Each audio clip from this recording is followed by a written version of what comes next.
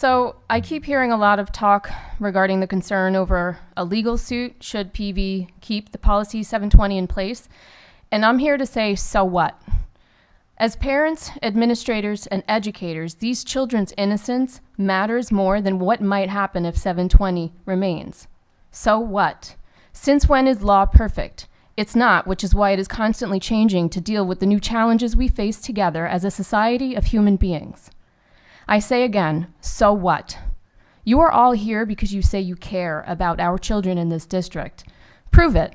You have heard over and over again from many of us on the lack of common sense and logic you display here with the bathroom policy. Here is a reminder of a few important facts. Less than 0.6% of the population actually has gender dysmorphia. Do you know what that means? It means you publicly stating that you are willing to turn the majority of these innocent children's lives upside down for less than 0.6 of the population for a TikTok trend. And that's the world's population, not PV's population. So let's just admit that each and every one of you voting to remove 720 are weak. You let a few loud individuals tell you what to do. They use fear tactics like it's going to be your fault when they commit suicide. They tell you you're a bigot, a transphobic. They threaten lawsuits, all to get you the most illogical decision to date. I would like to think that you are all very intelligent people who genuinely care about our kids, but I can't because I was always told to pay attention to others' actions to determine if they align with their words.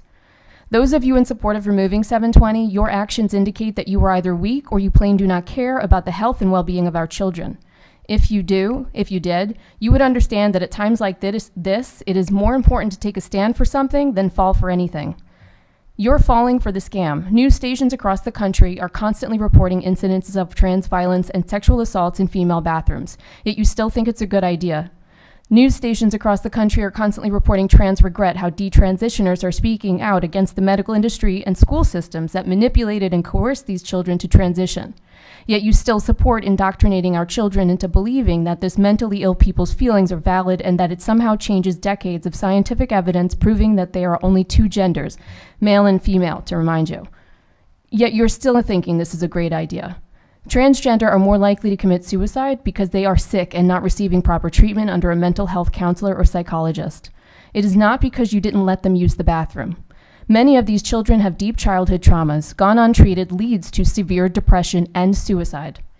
You already have single-use bathrooms. Placing any child in danger knowingly and willingly is criminal. It's child abuse. So let me ask you this. Have you ever considered, any of you, the fact that you can and will be sued the second a child is harmed because of your decision to remove policy 720? Thank you. Is there anyone else that would like to speak?